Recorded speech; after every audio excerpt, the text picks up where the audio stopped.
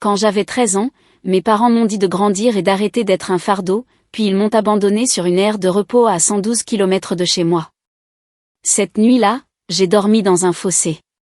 Je ne leur ai plus jamais parlé jusqu'à la semaine dernière, quand j'ai reçu une invitation au mariage de ma sœur avec un mot de leur part à l'intérieur. L'enveloppe est restée sur le comptoir de ma cuisine pendant 3 jours avant que je ne l'ouvre. Du papier crème, coûteux. Le nom de ma sœur, Madison, imprimé dans une écriture élégante sur l'adresse de l'expéditeur. Je savais ce que c'était avant même de le toucher. J'ai 31 ans maintenant. Cela fait 18 ans que je n'ai pas vu mes parents, Daniel et Susan Harrington. 18 ans qu'ils ont quitté cette aire de repos près de Bakersfield en voiture, me laissant debout à côté de toilettes sordides avec pour seul bien un sac à dos et environ 21 € en poche. Laissez-moi revenir en arrière. En grandissant, j'ai toujours été la difficile. Madison avait 2 ans de plus, d'excellentes notes, capitaine de l'équipe de volley-ball, la fille qui ne causait jamais de problème. Et puis il y avait moi, Emma. J'avais des difficultés à l'école, non pas parce que j'étais stupide, mais parce que j'avais un TDAH non diagnostiqué que personne ne s'est donné la peine d'investiguer. Mon père disait que j'étais paresseuse. Ma mère disait que je devais simplement faire des efforts. Quand je demandais de l'aide pour mes devoirs, mon père soupirait comme si je lui avais demandé de déplacer une montagne. « Débrouille-toi toute seule », disait-il. Tu ne peux pas t'attendre à ce que tout le monde te tienne la main toute ta vie. J'ai essayé. Vraiment. Mais plus j'essayais, plus les choses semblaient empirer. À 13 ans, j'obtenais des notes tout juste passables ou insuffisantes, j'oubliais de rendre mes devoirs, je perdais la notion du temps. La déception de mes parents planait sur la maison comme une fumée épaisse. L'été avant mon entrée en 4e, les choses ont dégénéré. Ma mère a obtenu une grosse promotion dans son cabinet d'avocat. L'entreprise d'architecture de mon père a remporté un contrat prestigieux. Madison a été acceptée dans un programme d'été très compétitif à Stanford. Et moi? J'ai échoué en préalgèbre et j'ai dû redoubler le cours. As-tu la moindre idée à quel point c'est embarrassant? M'a demandé ma mère un soir au dîner, sa voix aussi tranchante que du verre. Les professeurs de Madison posent des questions sur notre famille. Et qu'est-ce que je suis censée dire? Que notre cadette n'arrive même pas à réussir ses maths au collège? Elle n'essaie même pas, ajouta mon père, sans me regarder. Elle a baissé les bras. Je n'avais pas baissé les bras. Je me noyais et personne ne me tendait la main. Le 14 août. C'est une date que je n'oublierai jamais. Nous rentrions de San Francisco après avoir rendu visite à ma grand-mère. Madison était assise à l'avant, parlant de son programme d'été. J'étais à l'arrière, le regard perdu par la fenêtre, épuisé par 2 heures à écouter à quel point ma sœur était accomplie. Quelque part après Kettleman City, mon père s'est arrêté sur une aire de repos. Il a dit qu'il avait besoin d'un café. Ma mère est allée aux toilettes. Madison est restée dans la voiture, avec ses écouteurs. Emma, viens ici, m'a appelé mon père. Je suis sortie, confuse. Il se tenait près du coffre avec mon sac à dos. Celui que j'avais emporté pour le voyage. Ta mère et moi avons discuté, commença-t-il, d'une voix neutre et professionnelle. Tu as 13 ans. Tu es assez grande pour comprendre les conséquences. Tu es assez grande pour commencer à prendre tes responsabilités. Que veux-tu dire? Mon estomac s'est noué. Nous sommes fatigués, Emma. Nous sommes fatigués des drames, des mauvaises notes, de ce besoin constant d'attention. Tu dois grandir et cesser d'être un tel fardeau pour cette famille. Ma mère est apparue derrière lui, le visage dur. Nous t'avons donné toutes les chances. Nous avons tout essayé, mais tu as refusé de faire le moindre effort. Je ne comprends pas ce que vous dites, ma voix s'est brisée. Tu es assez grande pour te débrouiller seule, a dit mon père en me tendant mon sac à dos. Il y a un peu d'argent dans la poche avant. Fais de meilleurs choix que ceux que tu as fait jusqu'à présent. Papa, quoi? C'est ton électrochoc, m'a interrompu ma mère. Peut-être que lorsque tu réaliseras à quel point tu étais bien, tu apprécieras ce que tu as gâché. Ils sont retournés à la voiture. Je suis restée là, figée, persuadée que c'était une sorte de blague cruelle. Qu'ils allaient se retourner. Qu'ils allaient rire et dire qu'ils me donnaient une leçon. Qu'ils allaient me dire de remonter dans la voiture. Le moteur a démarré. Madison m'a regardé à travers la lunette arrière, le visage pâle. Elle a articulé quelque chose que je n'ai pas pu déchiffrer. Puis elle s'est retournée, et ils sont partis. Je suis resté sur ce parking pendant 20 minutes, attendant qu'ils fassent demi-tour. Ils ne l'ont pas fait. Le soleil se couchait. J'étais à 112 km de chez moi, dans une ville que je ne connaissais pas. Je n'avais pas de téléphone. Mes parents me l'avaient confisqué 2 mois plus tôt pour me punir d'un mauvais bulletin scolaire. Je me suis dirigé vers le bâtiment de l'aire de repos et j'ai trouvé un téléphone public. Il a avalé ma première pièce sans établir la communication. La deuxième pièce m'a donné une tonalité, mais quand j'ai appelé chez nous, personne n'a répondu. J'ai réessayé 3 fois de plus au cours de l'heure suivante. Rien. Vers 22 heures, l'aire de repos s'était presque vidée. Un agent de sécurité m'a dit que je ne pouvais pas rester à l'intérieur pour la nuit. J'ai fait le tour du périmètre, j'ai trouvé un fossé de drainage derrière le parking des camions, et je m'y suis blotti, mon sac à dos en guise d'oreiller. Le sol était dur et sentait le pétrole. J'entendais le trafic de l'autoroute, incessant et indifférent. Je n'ai pas dormi. J'ai pleuré jusqu'à en avoir la gorge à vif. Puis je suis resté là, à regarder les étoiles, essayant de comprendre ce que j'avais fait de si terrible pour mériter ça. Quand le soleil s'est levé, j'ai compté l'argent dans mon sac à dos. 21 €. J'ai acheté une barre de céréales et une bouteille d'eau aux distributeurs automatiques, ce qui m'a laissé 19 €. À 8 heures du matin, une femme est sortie d'un camping-car garé à proximité. Elle s'appelait Patricia, elle avait peut-être 50 ans, des yeux bienveillants et des cheveux gris attachés en queue de cheval. Elle m'a vue assise sur le trottoir et m'a demandé si j'allais bien. Je lui ai tout raconté. Les mots sont sortis dans un flot désordonné et désespéré. Elle a écouté sans m'interrompre, son expression s'assombrissant à chaque phrase. « Où habites-tu, ma chérie ?» a-t-elle demandé. « À Fresno », ai-je dit. « Mais je ne peux pas rentrer. Ils ne veulent pas de moi. » La mâchoire de Patricia s'est crispée. Ces gens ne sont pas des parents. Ce sont des criminels. Ce qu'ils ont fait s'appelle un abandon, et c'est illégal. Elle m'a emmené au poste de police de Bakersfield. J'ai donné aux agents les informations de mes parents, j'ai expliqué ce qui s'était passé. Ils ont appelé chez moi. Ma mère a répondu. Je suis restée assise sur une chaise en plastique au poste pendant que l'agent lui parlait au téléphone dans une autre pièce. Quand il est revenu, son visage était sombre. Votre mère dit que vous vous êtes enfui de l'aire de repos après une dispute. Elle dit qu'ils vous ont cherché pendant 1 heure avant de devoir partir pour une réunion d'affaires importante. Ce n'est pas vrai, ai-je dit. Ils m'ont laissé là exprès. Mon père m'a donné mon sac à dos et a dit que je devais grandir. Ils sont partis en voiture. L'officier semblait mal à l'aise. C'est votre parole contre la leur, et ils disent qu'ils veulent que vous rentriez à la maison. Ils sont très inquiets. Je ne retournerai pas là-bas. Vous êtes mineur. Vous n'avez pas le choix. Patricia est intervenue. Je suis une assistante familiale agréée en Oregon.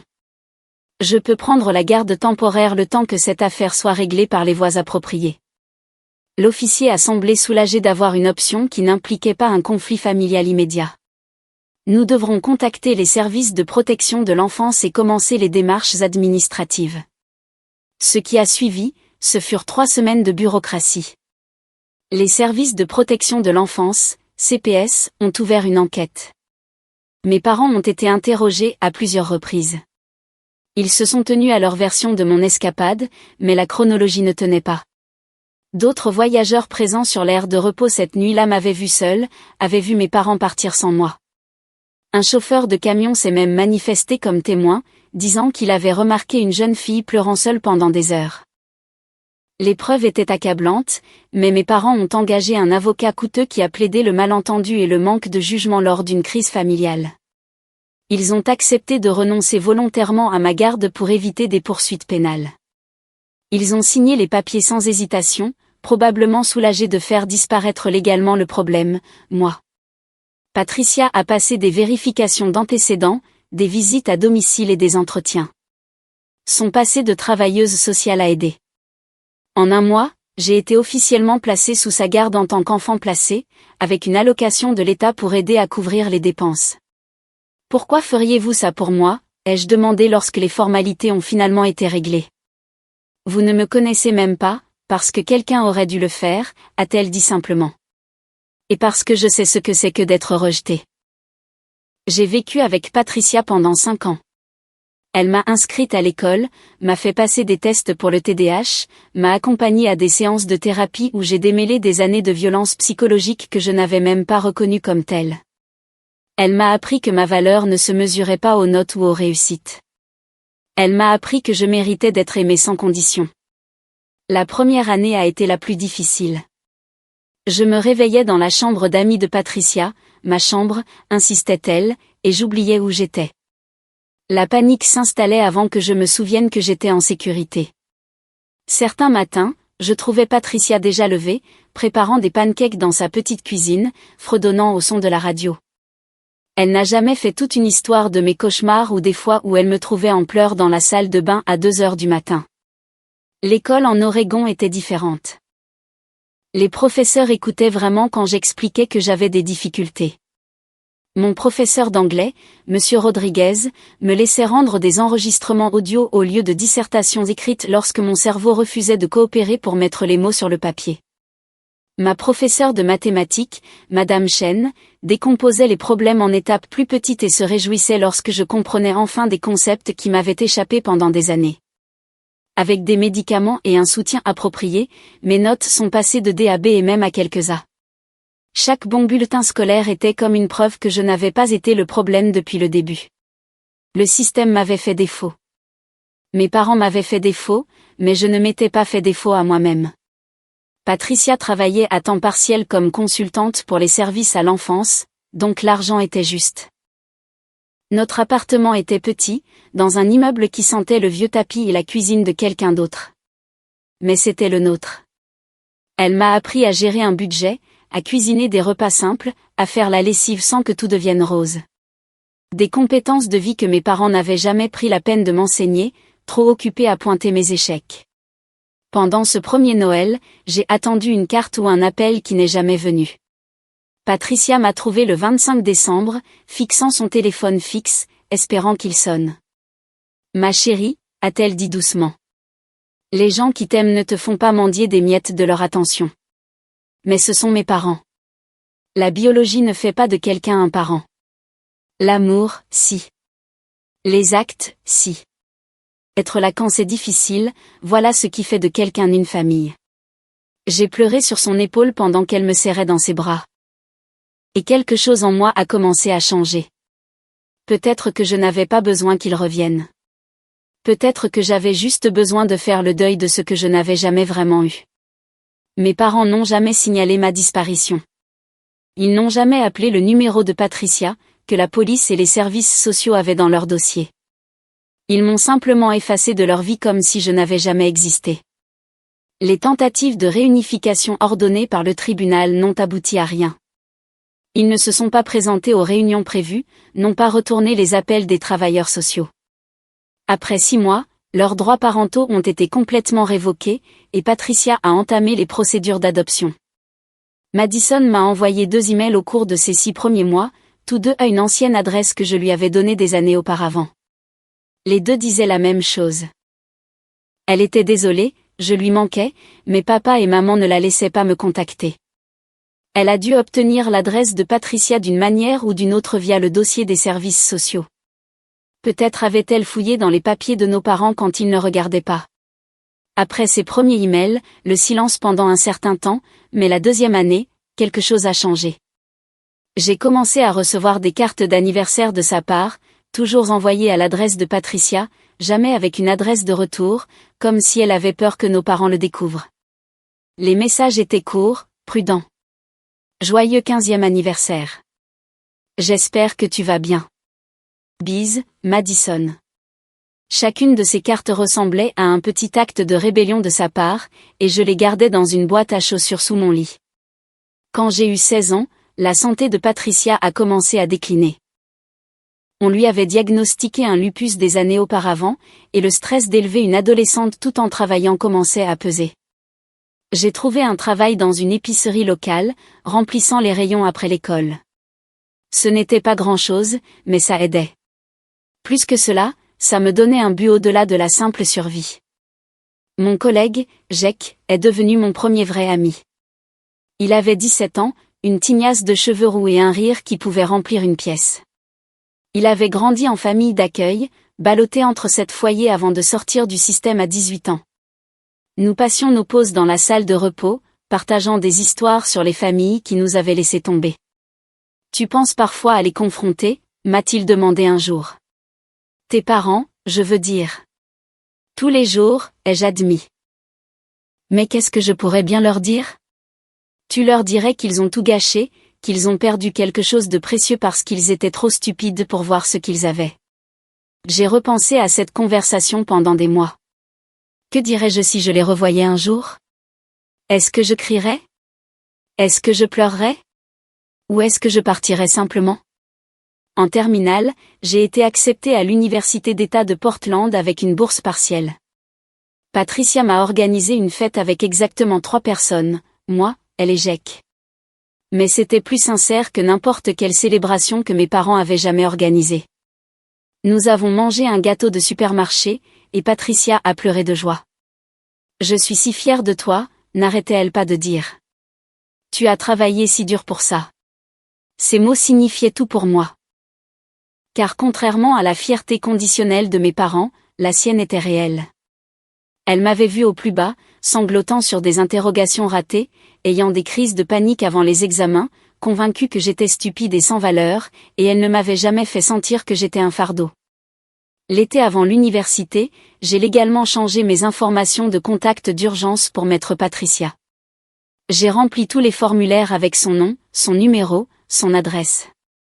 C'était comme couper officiellement le dernier fil qui me reliait à Daniel et Susan Harrington. Mes mains tremblaient en signant les documents, mais Patricia m'a serré l'épaule. « Ça ne fait pas de toi une mauvaise personne », a-t-elle dit. « Ça fait de toi quelqu'un qui connaît sa valeur. » L'université m'a ouvert un nouveau monde. J'ai rejoint un groupe de soutien pour les étudiants en rupture avec leur famille et j'ai découvert que je n'étais pas seule. Il y avait Michael, dont les parents l'avaient mis à la porte parce qu'il était gay. Il y avait Jasmine, dont le petit ami de sa mère avait rendu la maison dangereuse. Il y avait David, dont l'alcoolisme de son père était devenu violent. Nous portions tous ces blessures invisibles, apprenant à construire nos vies sur des fondations brisées. Durant ma 2e année, j'ai rencontré Marcus lors d'une séance d'orientation pour un programme de mentorat pour jeunes. Il étudiait pour devenir conseiller d'orientation au lycée. Grand, la peau foncée et des yeux bienveillants qui se plissaient quand il souriait. Notre première conversation a duré 3 heures, assis sur un banc devant le bâtiment des étudiants alors que le soleil se couchait. « Pourquoi fais-tu du bénévolat avec les enfants ?» m'a-t-il demandé. Parce que j'étais l'une d'entre eux, une enfant qui avait besoin que quelqu'un la voie vraiment. Et quelqu'un l'a fait. Maintenant, je veux être cette personne pour quelqu'un d'autre. Il m'a regardé avec une sorte d'admiration. C'est la meilleure raison que j'ai jamais entendue. Nous avons commencé à sortir ensemble un mois plus tard. Il était patient avec mes traumatismes, ne me poussait jamais quand j'avais besoin d'espace, célébrait les petites victoires. La première fois que je lui ai dit que je l'aimais, j'ai immédiatement paniqué et essayé de reprendre mes mots. Il a simplement ri et m'a embrassé le front. « Emma, tu n'as pas à avoir peur d'aimer les gens. Tout le monde ne part pas », lui prouver qu'il avait raison est devenu sa mission personnelle. Il était là pour chaque crise de panique, chaque mauvaise journée, chaque moment où mon passé essayait de m'entraîner vers le fond. Il a rencontré Patricia et a immédiatement compris pourquoi je l'appelais ma vraie mère. À eux deux, ils m'ont submergé d'amour jusqu'à ce que je commence à croire que je le méritais. À 18 ans, j'ai quitté la tutelle non officielle de Patricia. Elle m'avait tout donné. La stabilité, l'amour, une chance de guérir.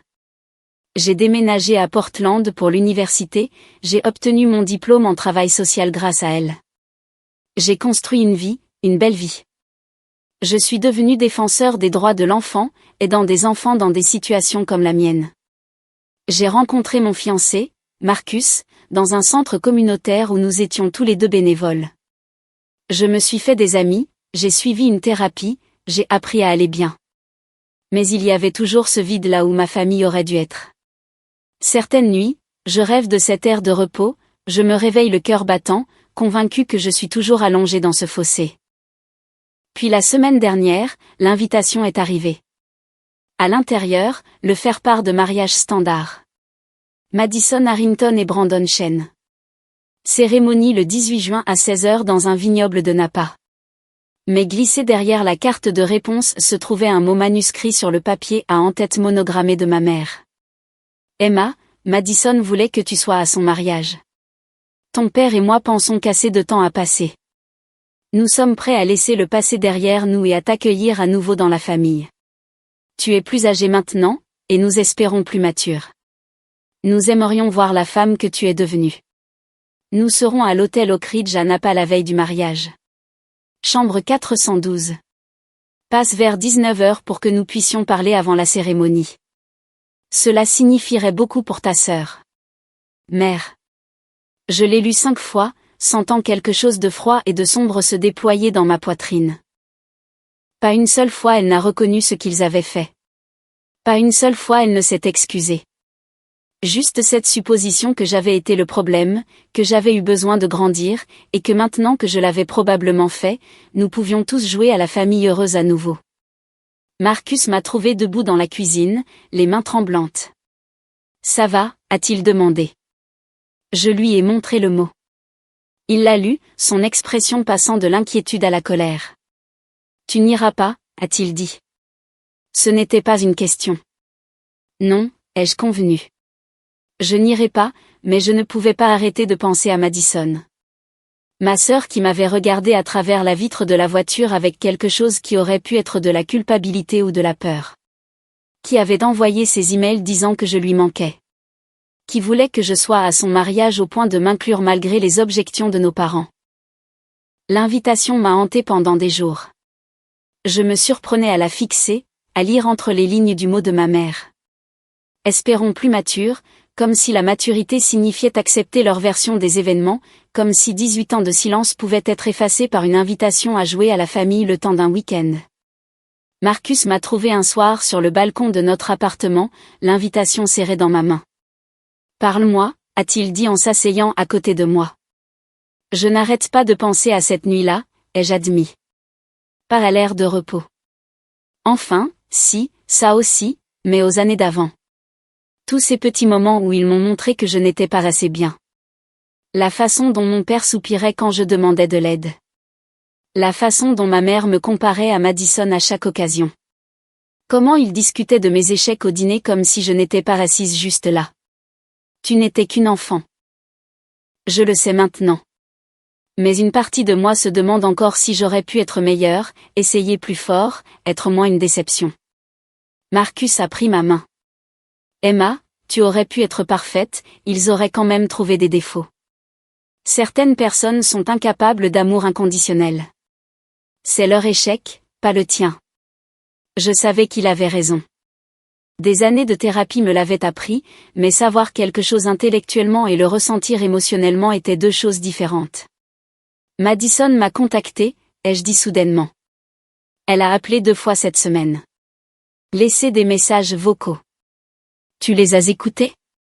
Non. J'ai peur de ce qu'elle va dire. Et si elle est comme eux? Et si tout ça n'est qu'un coup monté pour m'humilier? Penses-tu vraiment qu'elle ferait ça? J'y ai réfléchi. La Madison dont je me souvenais était calme, docile, désespérée de l'approbation de nos parents.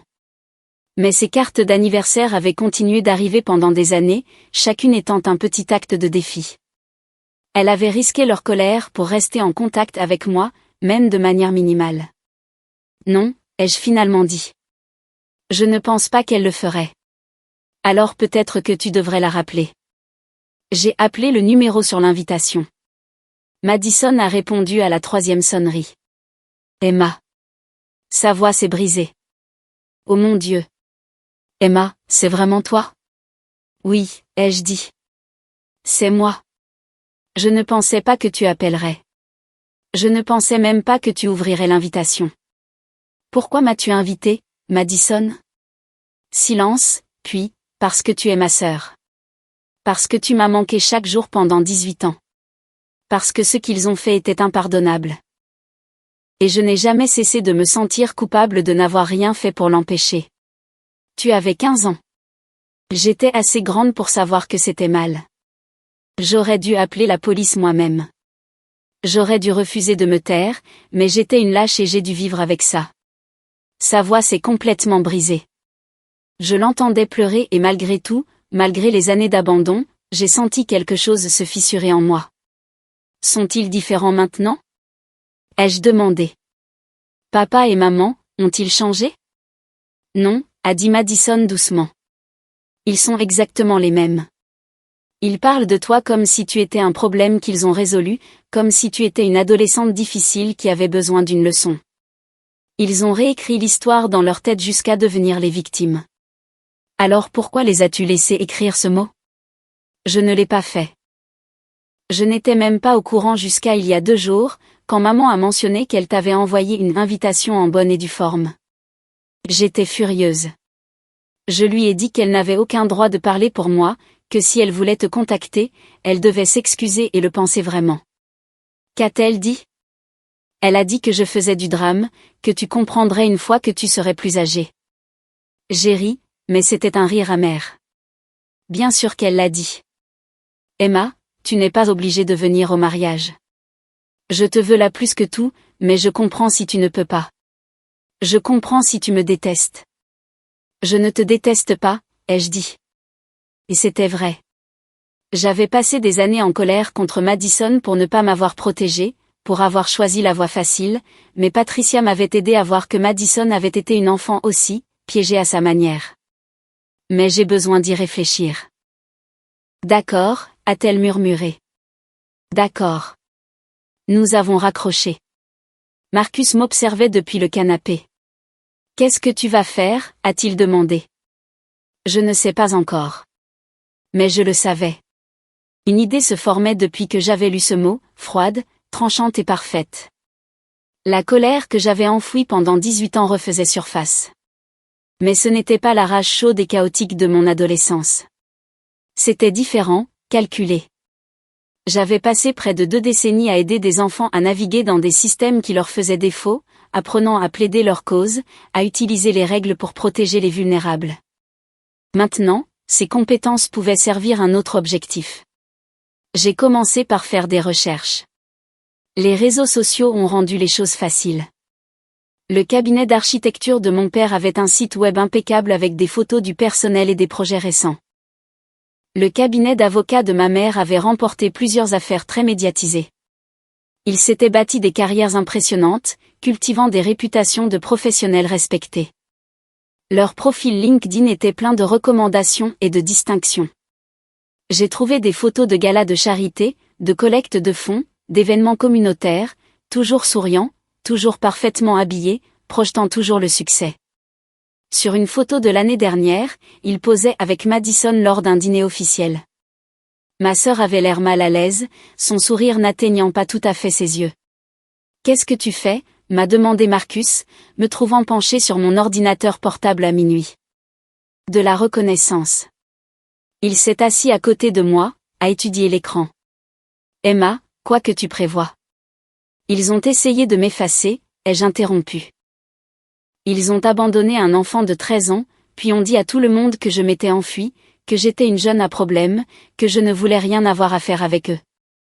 Ils mentent depuis 18 ans et personne ne les a jamais contredits. Alors, tu vas faire quoi? Les exposer? Je vais leur donner le choix. Soit ils font face aux conséquences, soit ils disparaissent de la vie de Madison comme ils m'ont fait disparaître de la leur. Marcus est resté silencieux un long moment. Tu es sûr de toi? Je n'ai jamais été aussi sûr de quoi que ce soit. Au cours des 2 jours suivants, j'ai passé des appels, contacté des collègues spécialisés en droit de la famille, confirmé que ce que mes parents avaient fait, abandonner un mineur, était bien un crime sans délai de prescription pour ce niveau de mise en danger d'enfants en Californie. Je ne prévoyais pas de porter plainte, mais ils n'avaient pas besoin de le savoir. J'ai également contacté plusieurs personnes du cercle social de mes parents. Pas directement, cela les aurait alertés. Mais j'ai trouvé des relations communes via les réseaux sociaux de Madison, des personnes qui seraient au mariage. J'ai semé des graines de curiosité avec des questions soigneusement formulées sur la dynamique familiale et la plus jeune fille Harrington. Patricia a appelé jeudi. Madison m'a contacté. Elle a dit qu'elle voulait me rencontrer avant le mariage. Emma, elle n'est pas comme eux. Je l'entends dans sa voix.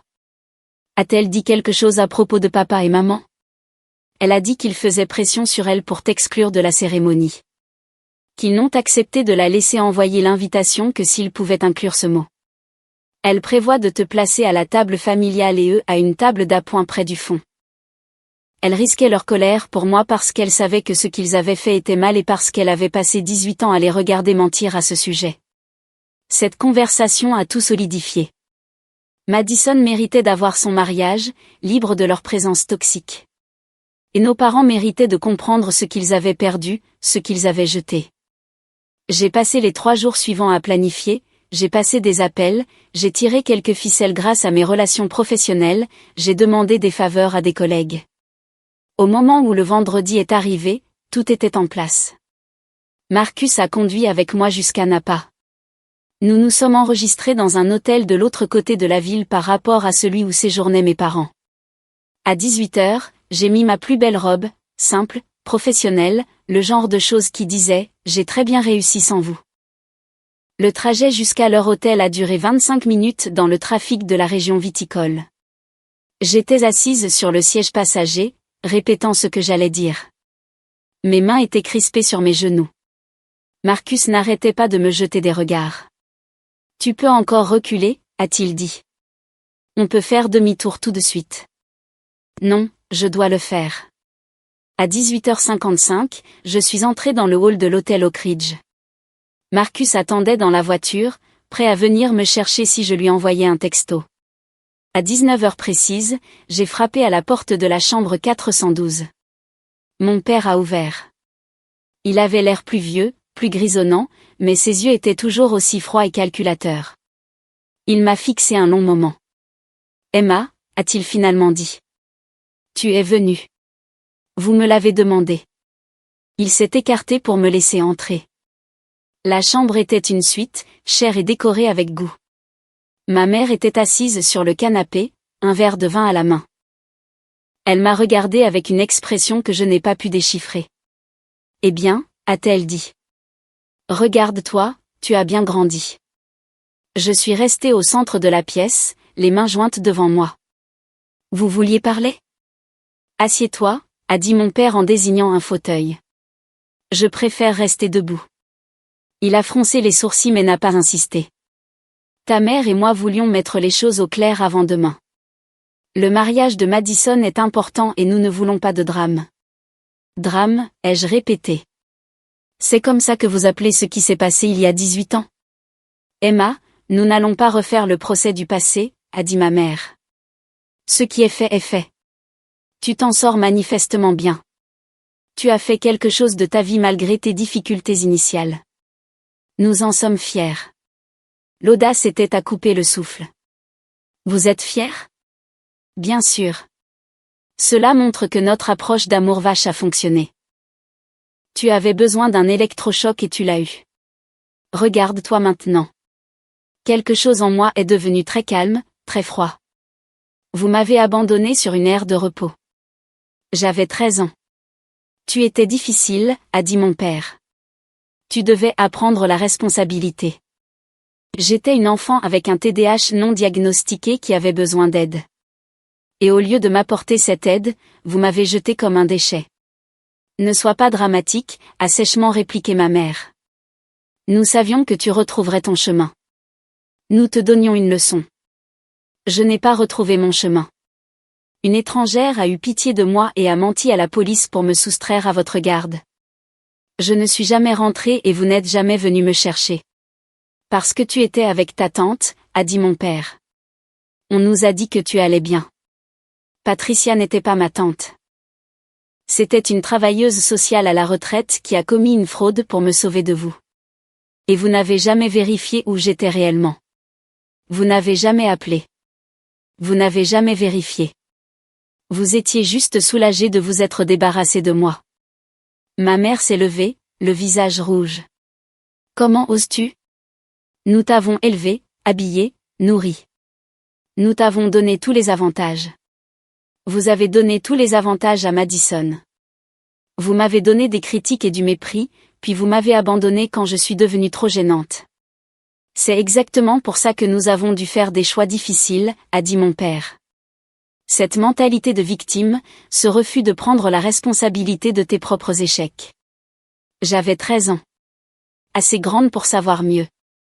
J'ai pris une profonde inspiration, me suis ressaisie. C'était le moment. Je suis venue ici ce soir parce que je voulais voir si vous aviez changé, ai-je dit calmement.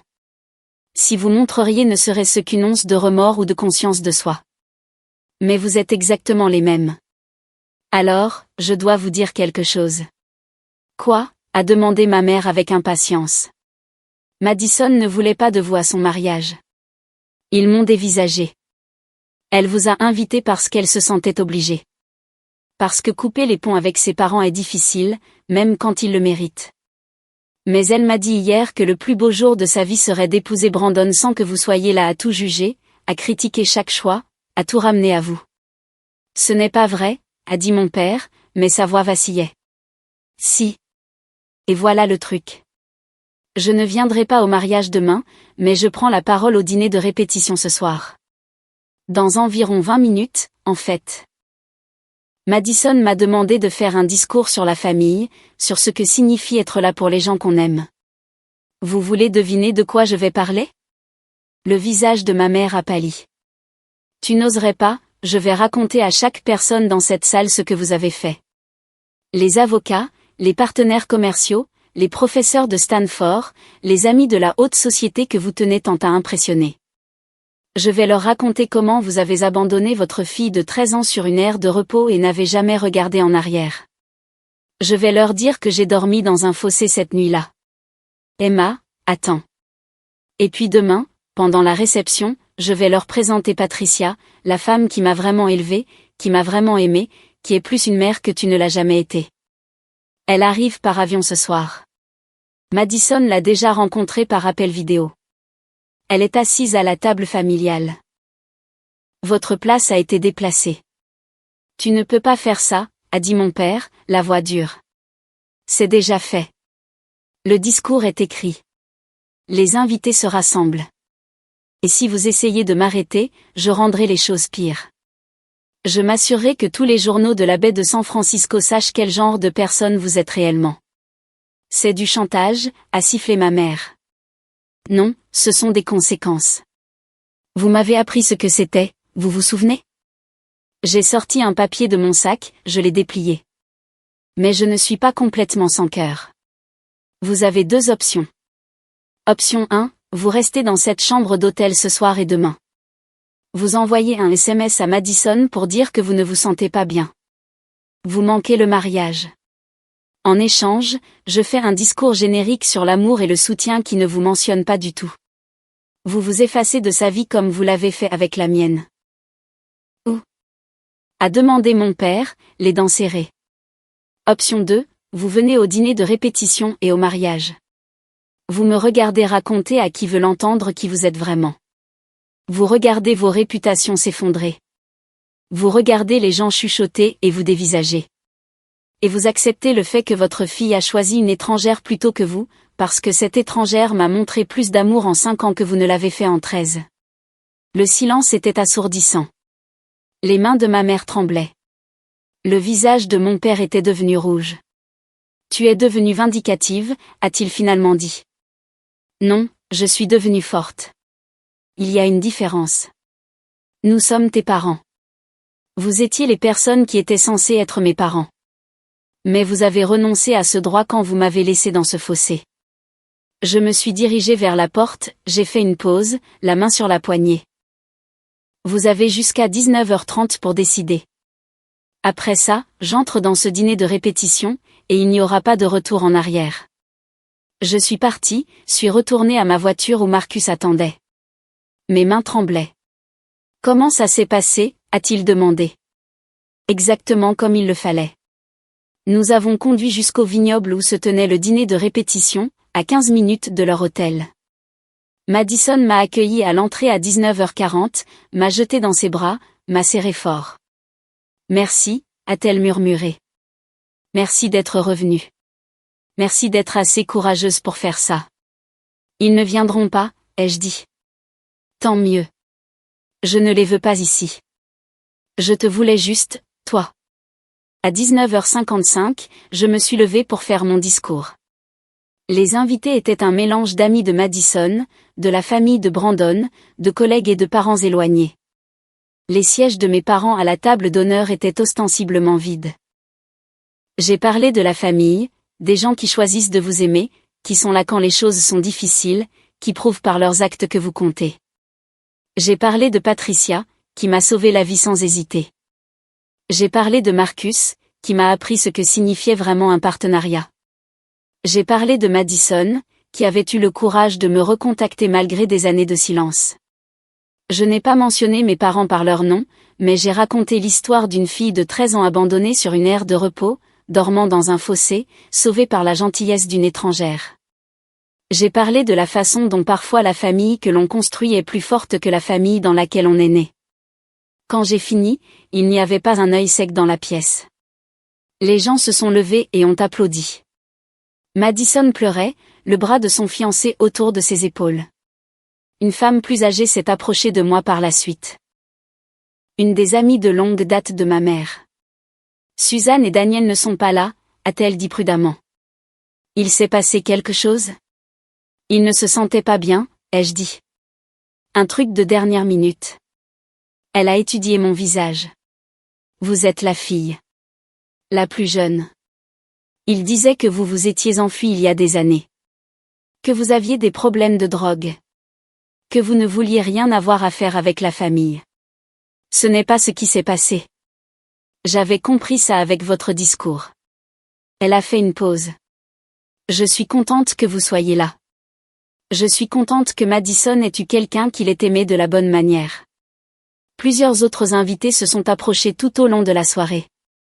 Certains avaient entendu des rumeurs au fil des ans, des incohérences dans les histoires de mes parents. D'autres étaient simplement émus par le discours et voulaient exprimer leur soutien. Chaque conversation était comme une autre brique retirée du mur de mensonges que mes parents avaient construit. La mère de Brandon, Hélène, m'a prise à part avant le dessert. C'était une femme chaleureuse avec des cheveux argentés et des rides du sourire autour des yeux. Madison m'a raconté ce que vos parents ont fait, a-t-elle dit doucement. Ce qu'ils ont vraiment fait, pas l'histoire qu'ils racontent. Je veux juste que vous sachiez que vous faites partie de notre famille maintenant. La famille de Brandon, ce qui fait de vous ma famille. Si jamais vous avez besoin de quoi que ce soit, vous m'appelez. La gentillesse de ces étrangers, des gens qui n'avaient aucune obligation envers moi, était bouleversante. J'avais passé si longtemps à croire que quelque chose n'allait fondamentalement pas chez moi, que j'étais impossible à aimer. Mais il y avait là des dizaines de personnes touchées par mon histoire, offrant soutien et acceptation sans condition. Plus tard dans la nuit, de retour à l'hôtel, Marcus m'a tenu dans ses bras pendant que je digérais tout. Tu leur as donné une porte de sortie, a-t-il dit. Ils auraient pu rester à l'écart discrètement, mais au lieu de ça, ils sont probablement en train de raconter leur version à qui veut bien l'entendre. Laisse-les faire, ai-je dit. Les gens qui comptent connaissent la vérité maintenant. Madison le sait. Patricia le sait. Tu le sais. Tout le monde à ce dîner le sait. Leur réputation auprès des gens qu'ils tiennent le plus à impressionner. Elle a été endommagée, qu'ils s'en rendent compte ou non. Tu penses qu'ils vont essayer de contacter Madison? Probablement. Ils essaieront de contrôler le récit, de se faire passer pour les victimes. Mais Madison est prête. Elle est prête depuis des années. Le mariage le lendemain était magnifique. Patricia est arrivée par avion ce matin-là, a rencontré Madison en personne, a versé des larmes de joie. Elle s'est assise à côté de moi pendant la cérémonie. Mes parents ne se sont jamais montrés. Madison était radieuse dans sa robe, debout à côté de Brandon avec une joie sincère sur son visage. Pendant les vœux, quand Brandon a promis d'être son partenaire en toutes choses, de la soutenir inconditionnellement, je l'ai vu jeter un regard vers moi. Nos yeux se sont croisés et elle a souri, un vrai sourire, libre et sans fardeau. La réception a eu lieu dans un jardin derrière le vignoble, des guirlandes lumineuses suspendues entre de vieux chênes. J'ai dansé avec Marcus, avec Patricia, et enfin avec Madison lors de la danse des sœurs qu'elle avait spécifiquement demandée. Merci, a-t-elle murmuré alors que nous nous balancions au son de la musique. Merci d'être revenue. Merci d'être assez forte pour leur tenir tête. Je n'aurais pas pu faire ça sans savoir que tu étais là. Tu t'en serais très bien sorti, l'ai-je assuré. Peut-être, mais je ne veux plus simplement bien m'en sortir. Je veux être libre, comme toi. Après la danse, Patricia m'a trouvée assise à notre table, regardant la fête. Tu as bien fait, ma grande, a-t-elle dit, utilisant son vieux surnom pour moi. J'ai juste dit la vérité. Parfois, c'est la chose la plus courageuse que l'on puisse faire. Elle m'a serré la main. Tes parents ont passé 18 ans à essayer de te rendre invisible. Mais regarde-toi maintenant, debout dans la lumière, entouré de gens qui t'aiment. Ce n'est pas de la vengeance. C'est une victoire. 3 jours plus tard, Madison m'a appelé. Ils sont furieux, a-t-elle dit. Maman n'arrête pas de m'appeler, disant que tu les as fait chanter, que tu essaies de détruire la famille. Qu'est-ce que tu lui as dit? Je lui ai dit que la seule personne qui avait détruit cette famille, c'était elle. Puis j'ai bloqué leurs 2 numéros. Brandon et moi déménageons à Seattle le mois prochain pour son travail. Un nouveau départ, loin d'eux. C'est bien. Emma, tu viendras nous voir une fois qu'on sera installé? Oui, ai-je dit. J'aimerais beaucoup. Nous nous parlons toutes les semaines maintenant. Elle a rencontré Patricia plusieurs fois. Elle l'appelle tante Patricia, comme moi. Elle suit une thérapie pour surmonter sa propre culpabilité et ses traumatismes. Elle m'a dit qu'elle aurait aimé avoir eu le courage de partir avec moi ce jour-là, mais qu'elle avait eu trop peur. Je comprends cette peur maintenant. Partir est difficile. Survivre après être parti est encore plus difficile. Quant à mes parents, je n'ai plus jamais eu de nouvelles d'eux directement. Mais j'ai appris par Madison qu'ils ont raconté à leurs amis une histoire selon laquelle j'étais mentalement instable, qu'ils avaient dû faire le choix difficile de prendre leur distance pour leur propre bien-être. Certaines personnes les ont crues. D'autres non. Je m'en fiche maintenant. Leurs opinions, leur approbation, leur version des événements, rien de tout cela ne m'atteint plus. J'ai Marcus. J'ai Patricia.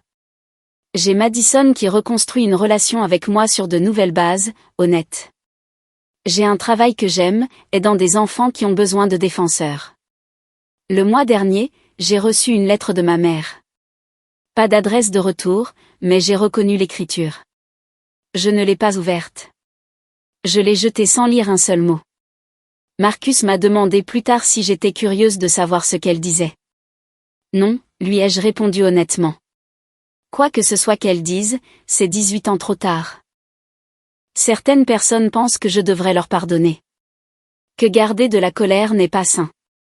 Que je devrais être la plus intelligente. Mais le pardon n'est pas quelque chose que l'on doit aux gens qui vous ont fait du mal. Et je ne suis plus en colère. J'en ai juste fini. J'en ai fini de porter le poids de leurs attentes, de leur cruauté, de leur incapacité à m'aimer. J'en ai fini de me demander ce que j'aurais pu faire différemment pour qu'ils veuillent de moi. J'en ai fini de les laisser prendre de la place dans mon cœur. Ils m'ont laissé dans un fossé quand j'avais 13 ans, et je m'en suis sorti en rampant. J'ai survécu. J'ai construit quelque chose de magnifique à partir des décombres qu'ils ont laissés derrière eux, et je l'ai fait sans eux. Ce n'est pas de la vengeance. C'est simplement bien vivre. Parfois, je rêve encore de cet air de repos. Mais maintenant, quand je me réveille, je suis dans une maison que j'ai construite, à côté d'un homme qui m'a choisi, avec des gens dans ma vie qui prouvent chaque jour que j'ai toujours mérité d'être aimé. Je n'ai pas besoin que mes parents reconnaissent ce qu'ils ont fait. Je n'ai pas besoin qu'ils s'excusent. Je n'ai besoin de rien de leur part. J'ai déjà tout ce dont j'ai besoin.